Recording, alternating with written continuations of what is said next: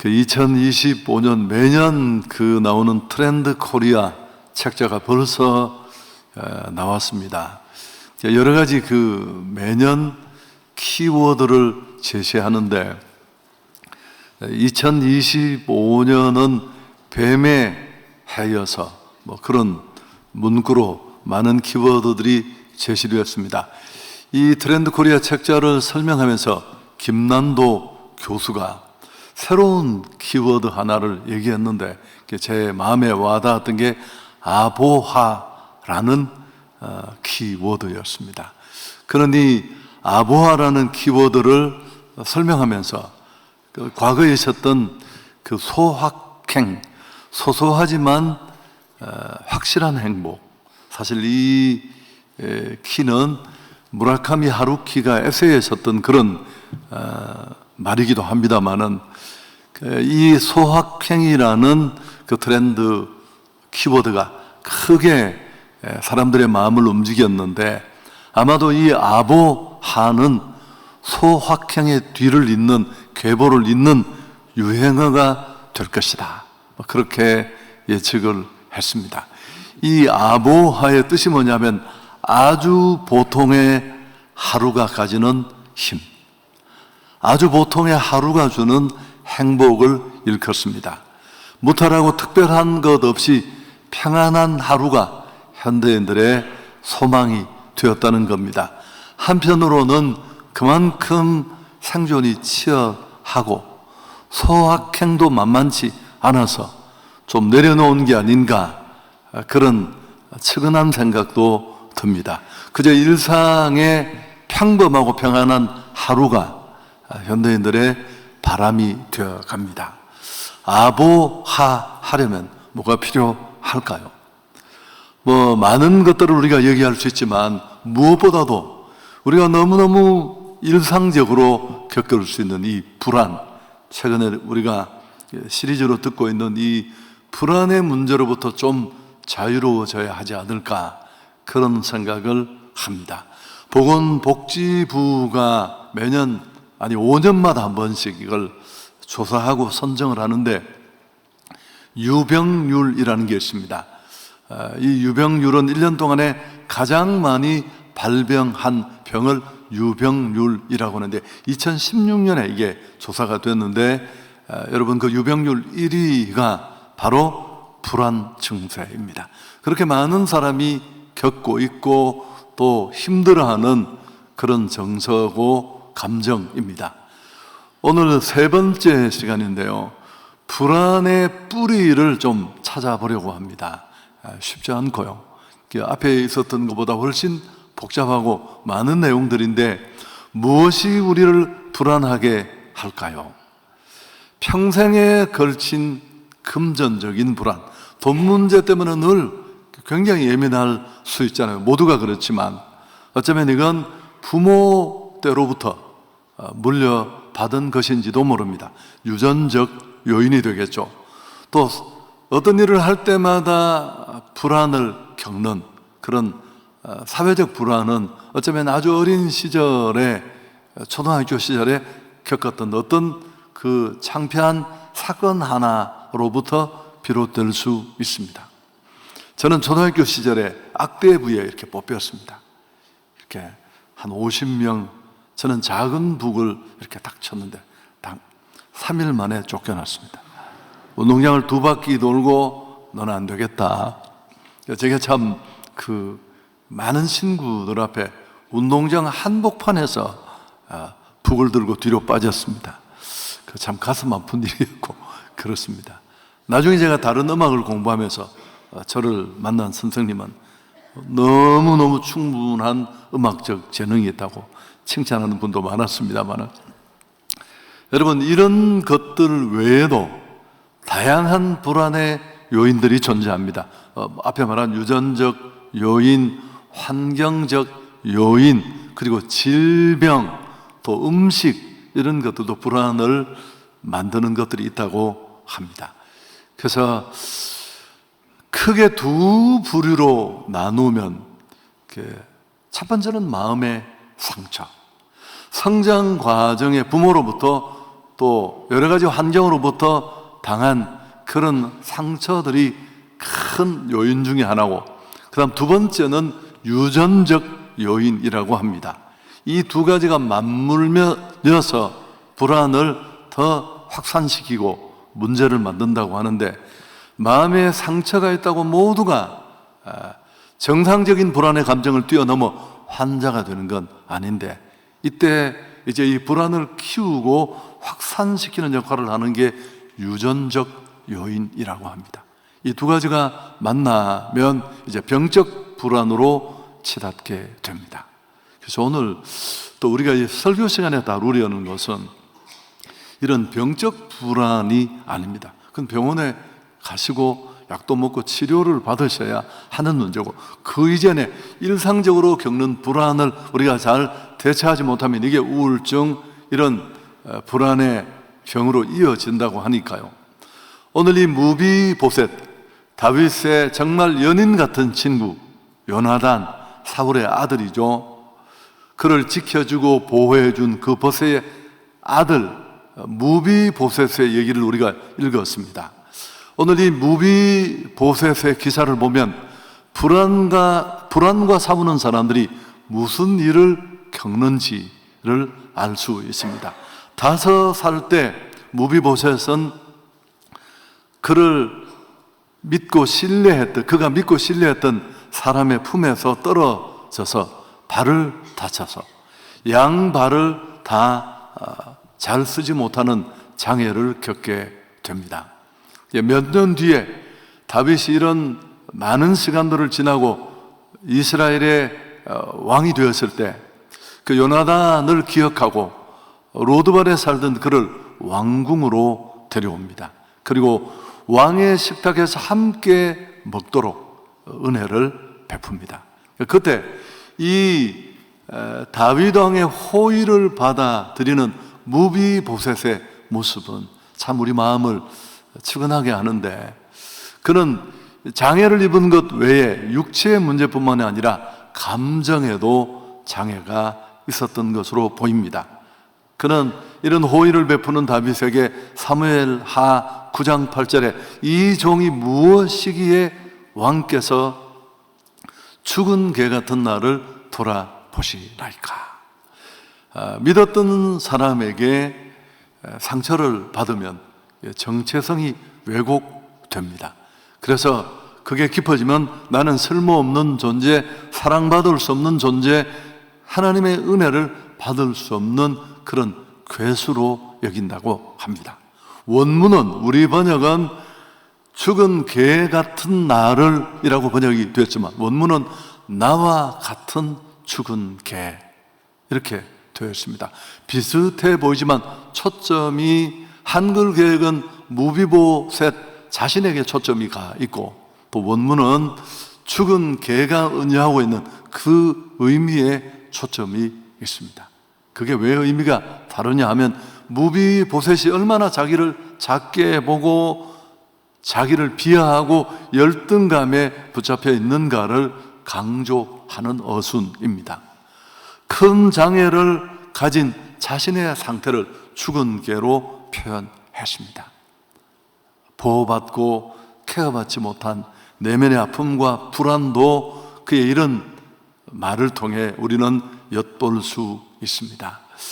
내가 어떻게 하늘 아버지의 무릎에 앉아서 그분을 아버지라 부를 수 있을까? 정말 상처 많은 사람들은 복음을 전해보면 그렇게 말하는 것을 실제로 저도 들은 경험이 있습니다.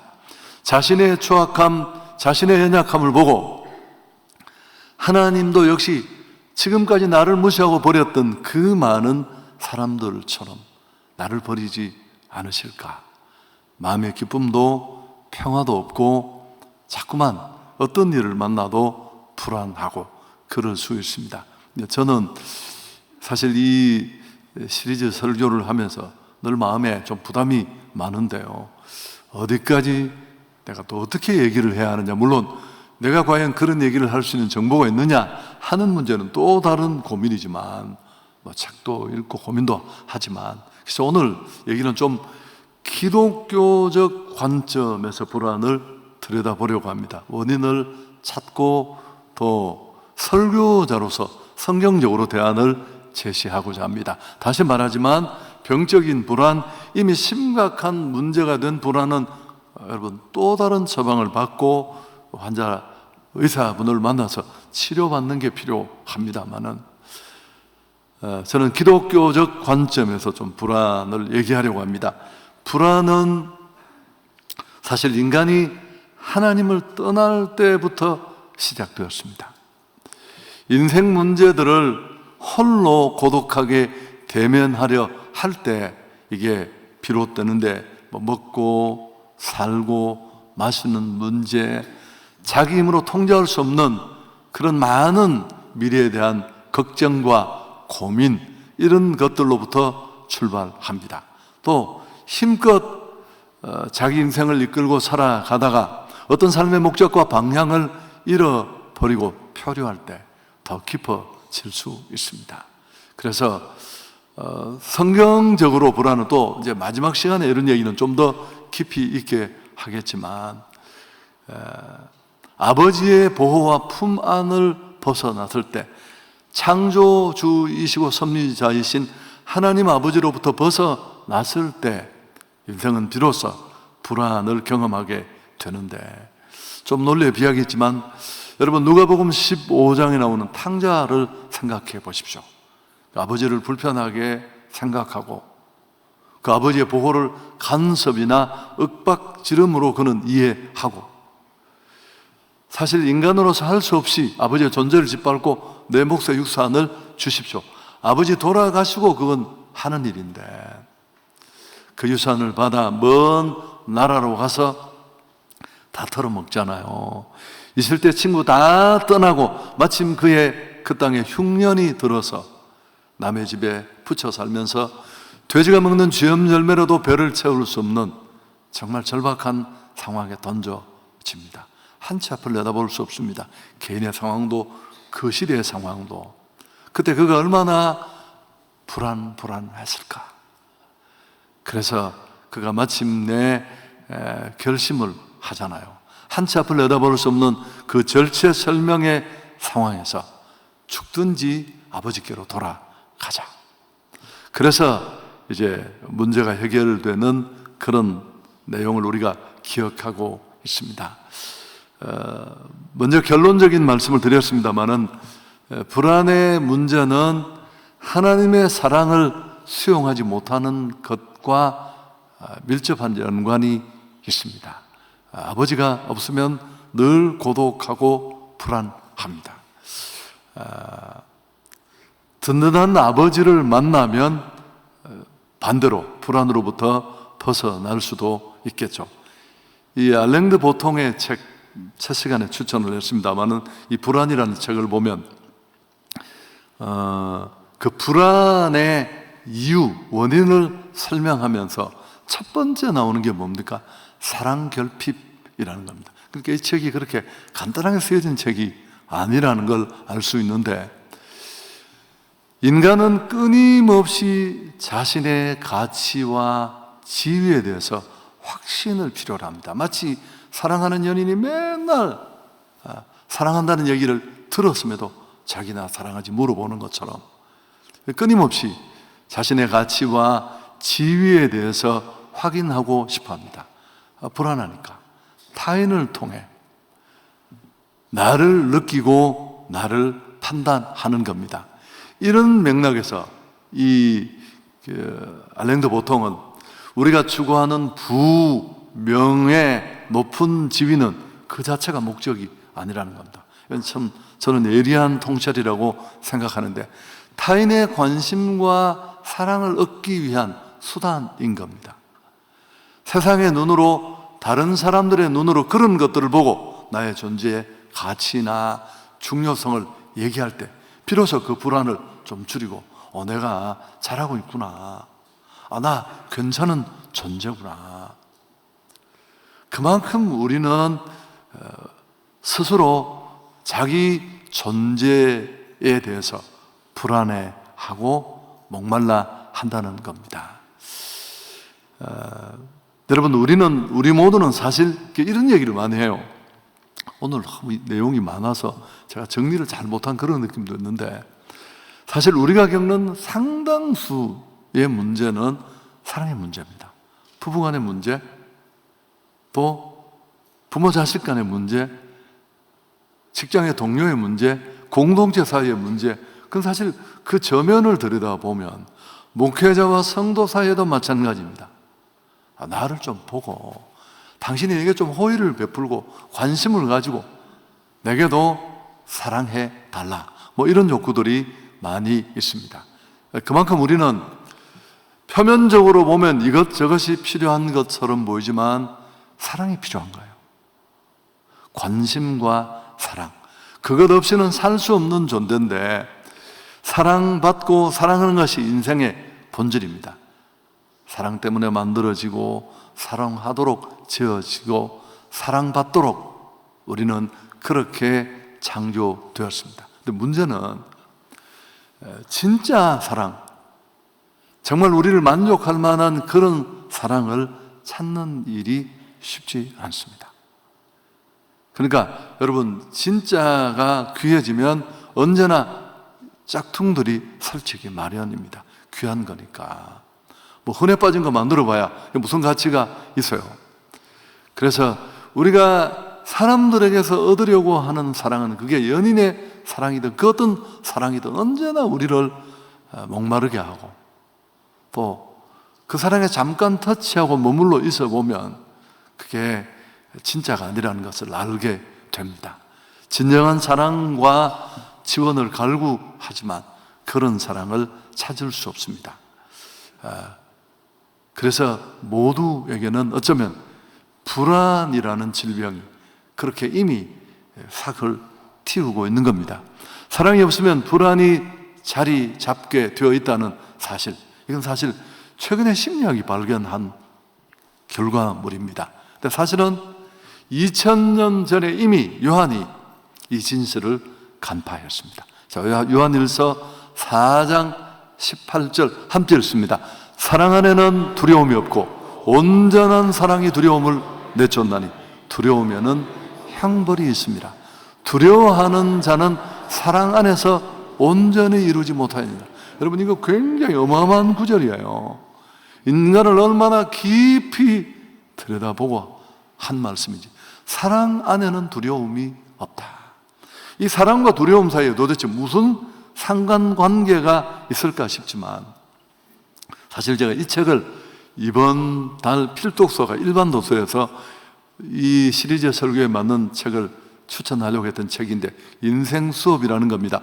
호스피스 사역의 선구자인 엘리자베스 퀴빌러 로스와 데이비드 캐슬러의 공저책인데, 제가 읽어보니까 어려워요.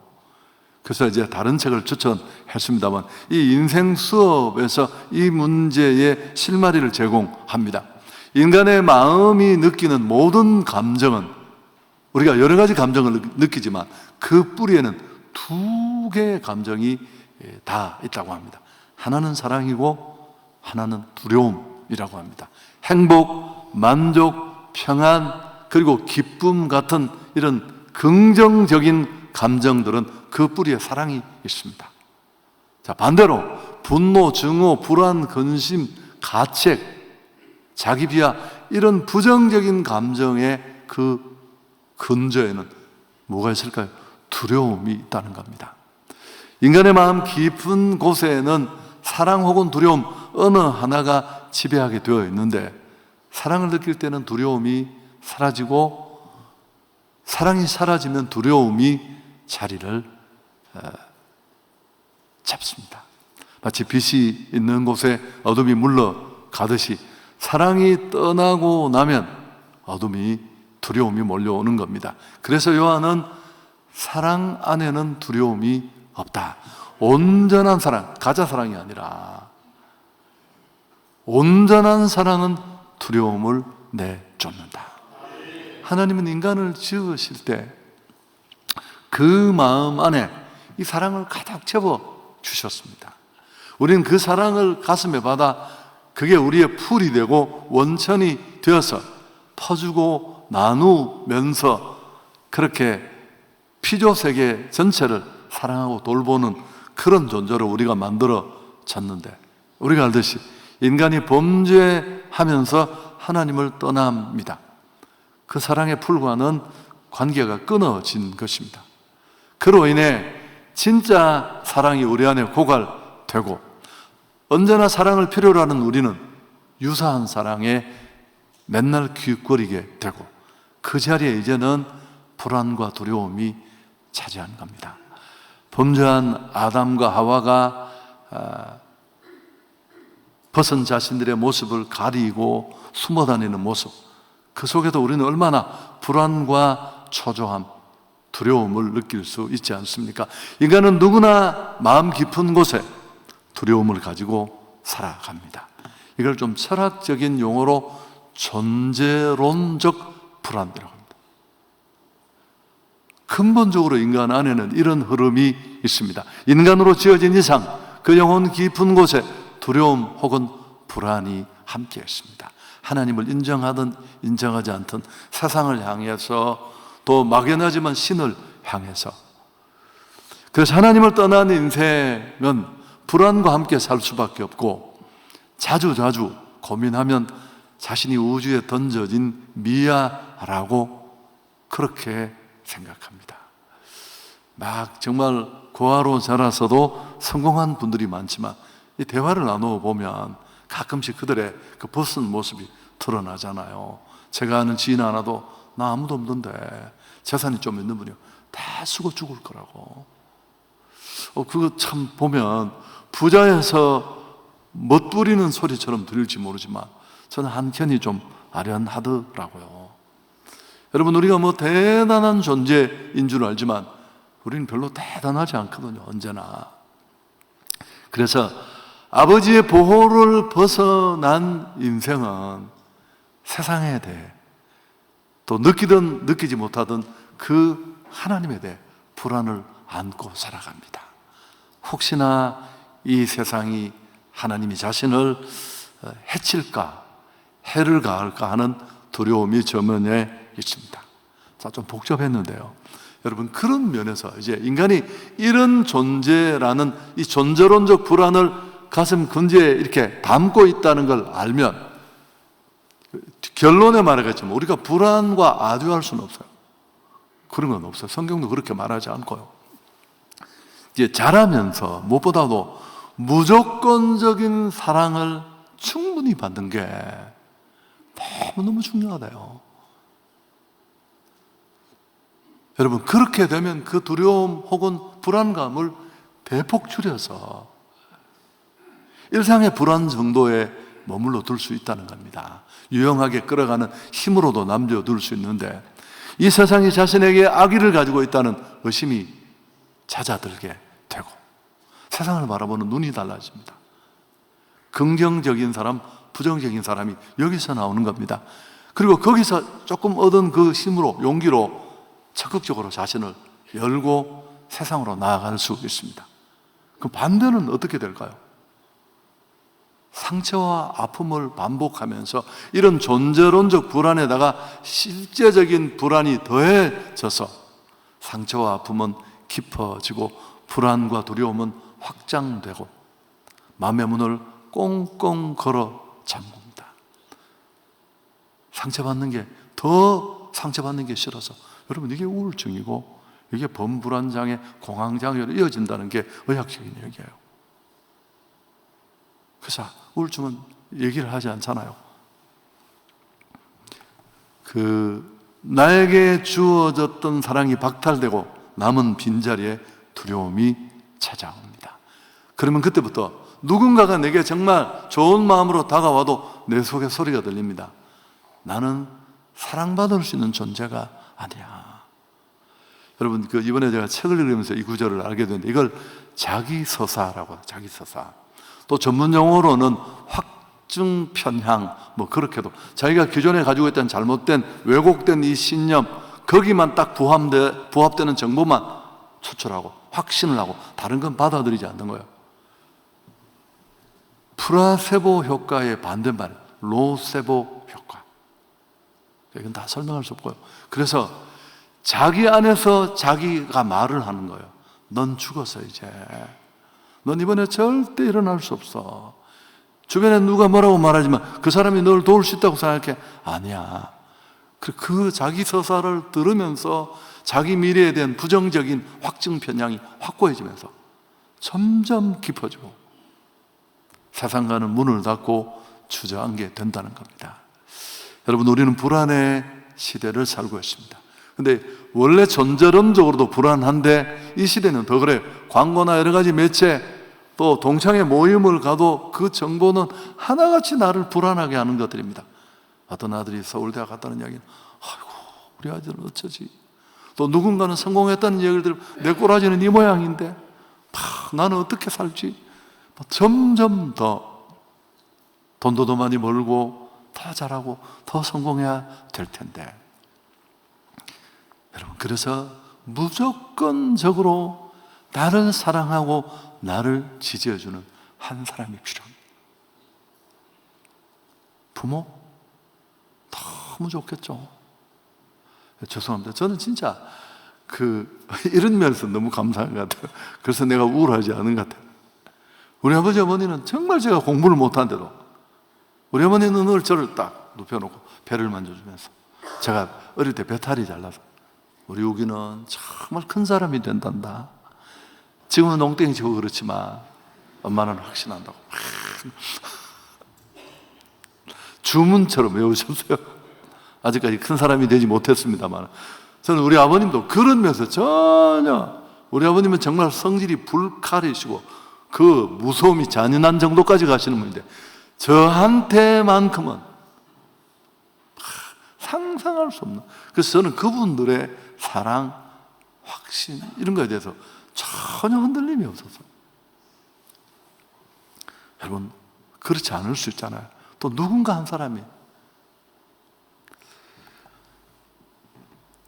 불안을 관리하면 인생이 관리된다. 이 책을 이제 이번 달 독서로 추천을 했습니다. 이 책에 보면 이런 실제적인 자기 서사의 내용 상담을 하면서 그게 해결되는 얘기가 번역상의 문제 또 우리 실제상의 문제와 좀 간극은 있지만 도움이 될 것 같아서 여러분이 사정이 되시면 꼭 읽어보십시오. 사정이 안 될 사람이 누가 있겠습니까만, 여기 보면 그레이스라는 여성이 나옵니다. 만성 불안에 시달리고 있고요. 이 여성의 불안은 언제 시작이 됐느냐 하면 10대 자녀, 딸인데 그 딸과 남편과의 관계에서 출발된 듯 그렇게 보입니다. 이 불안이 인생 전반에 심대하게 영향을 끼쳐서 여자를 힘들게 하고 상담받고 이렇게 되는데, 불안의 원인은 이 딸의 반항적인 태도와 맞닥뜨렸을 때 이제 남편이 자신을 충분히 지지해주지 않는 데서 출발합니다. 딸이 외박을 하겠다는 겁니다. 친구들하고 밖에서 하룻밤 자겠다. 근데 엄마는 안 돼. 왜? 다음날 학교를 가야 되는데 어떻게 외박이 되느냐라고 했습니다. 딸은 이런 엄마의 말을 납득하지 못하고 막 소리 지르고 대들면서 엄마의 그런 판단은 부당하다고 어떻게든지 엄마를 설득하고 누르려고 했습니다. 어린 딸과 엄마 사이에 이런 대화가 거칠게 이어지는 동안 남편은 그 옆에서 내내 한마디 말도 하지 않고 침묵만 지키고 있었습니다. 어쩔 수 없어서 이 그레이스는 남편에게 눈치를 줍니다. 당신이 한마디 하라고. 그때야 비로소 이 남편은 엄마 말대로 해. 그렇게 하고 나니까 딸은 눈을 흘기고 발을 구르면서 문을 콱 닫고 나가버렸습니다. 자신을 거들어주지 않는 상담가를 찾아와서 이 여자가 너무 불안한 가슴으로 무너진 채 그 반항하던 딸보다 그 어려운 속에 자기를 거들어주지 않는 남편에게 자기가 얼마나 속상했는지를 털어놓습니다. 근데 이 상담하신 분이 쓴 책이거든요. 그레이스라는 여성은 자기가 여러 시간 만나 얘기를 해봤지만 상당히 합리적인 사람이고 남편도 괜찮은 사람인데 왜 그렇게 느낄까? 상담 결과 그 이유가 드러났습니다. 그레이스라는 이 여성의 안에 자기 서사, 또 그 자기 서사가 만든 자기 나름대로의 확고한 확신, 믿음 같은 게 있는 겁니다. 나는 아무도 나를 도와줄 사람이 없어. 이 세상에 나는 혼자뿐이야. 이런 이 여자 안에 있는 이 서사를 확신으로, 믿음으로 만들게 한 사건이 있었다는 겁니다. 내가 도움이 필요할 때 누구도 나를 도와주는 사람은 없어. 내가 기대할 수 있는 사람은 아무도 없어. 내 편은 오직 나뿐이야. 여러분, 이 뿌리가 어디냐 하면 자라면서 이 그레이스는 어머니와 자주 부딪혔다고 합니다. 이 그레이스는 상담가에게 자기 어머니를 어떤 사람으로 묘사했느냐 하면 극도로 불합리한 사람이었다. 마치 어머니는 딸을 조언하는 사람이 아니라 마치 딸과의 갈등을 자꾸만 증폭시켜서 즐기는, 의도적으로 딸의 마음을 상하게 하는 그런 엄마라는 느낌을 자주 받았대요. 근데 이런 상황을 더욱 악화시킨 사람이 누구였느냐 하면 아버지였어요. 아무 말도 하지 않고 어머니의 주장에 다 동의하고 언제나 수동적인 자리에 있었습니다. 어머니가 아무리 비이성적으로 딸을 촉쳐도 아버지는 한 번도 딸의 편을 들어주거나 그 상황을 끝내게 하지 않았다는 겁니다. 그래서 그레이스는 아버지에게 너무너무 실망했고 큰 상처를 받았고, 자기를 괴롭히는 어머니보다 아버지가 더 미울 정도로 누가 나를 더 속상하게 한지를 헷갈릴 정도였다고 합니다. 여러분, 이건 좀 우리가 선택할 이유지만 이 책에 보면 이 외박 사건의 감각 경험이, 이 그레이스라는 엄마 여성이 겪었던 경험이 어릴 적 자기 경험과 너무 겹친다는 겁니다. 근데 우리의 뇌는 그걸 혼동을 한대요. 구분하지 못한대요. 두 상황을 같은 상황으로 이해를 한답니다. 이제 이 뒤로 그녀의 몸과 마음은 남편을 의지할 수 없는 존재로, 과거 경험에서 비롯된 상처가 신경기 안에 그대로 남아 있어서 이런 결과를 만들었다, 그런 내용입니다. 참조하시라고 제가 좀 얘기를 했습니다. 여러분, 우리를 불안하게 만드는 것 중에 가장 결정적인 것 하나는 사랑받을 자격에 대한 의구심입니다. 난 정말 소중한 존재고, 알랭도 보통도 많아. 정말 나는 사랑받고 있고, 모두로부터는 아닐지라도 적어도 누군가로부터 넌 참 소중한 사람이고.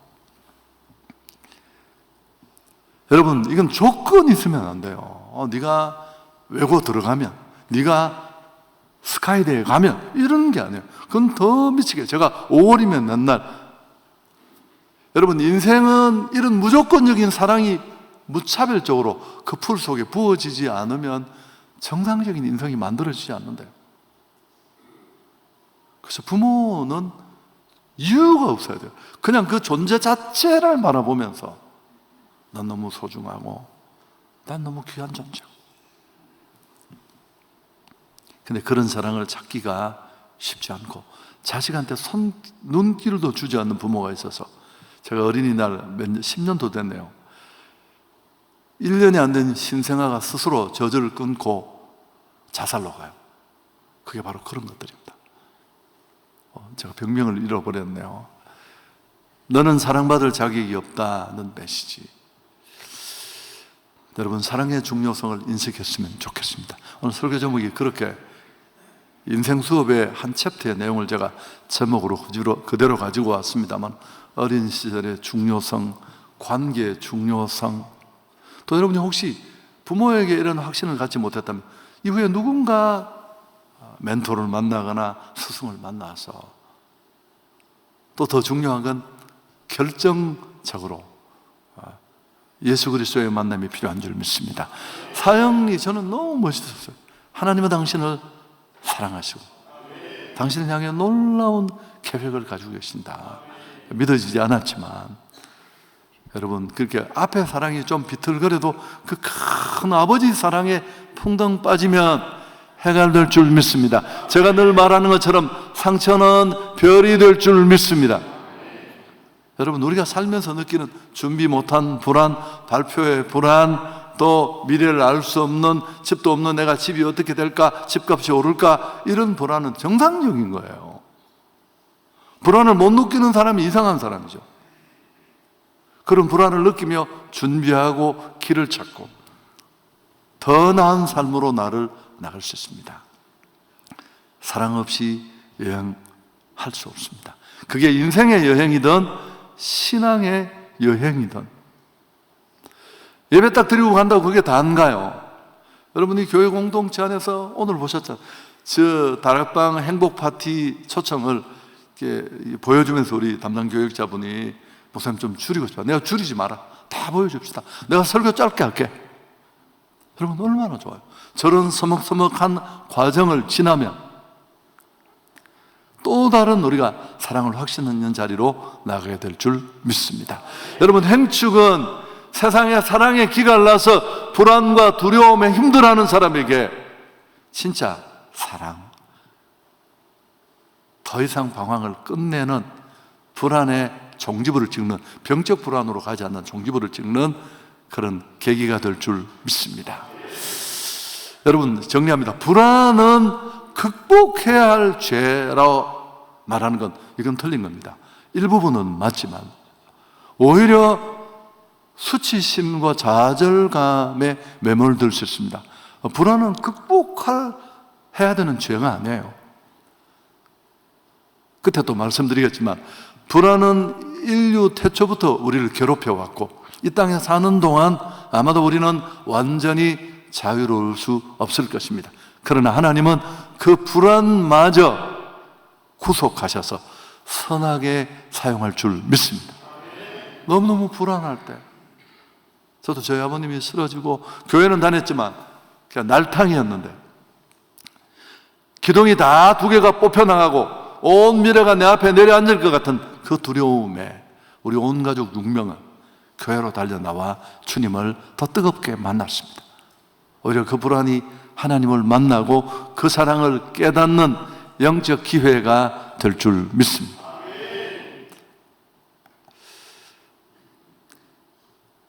여러분, 우리는 자꾸만 내 안에 일어나는 이런 사실을 왜곡시키는 지각에 맞서는 연습이 필요해요.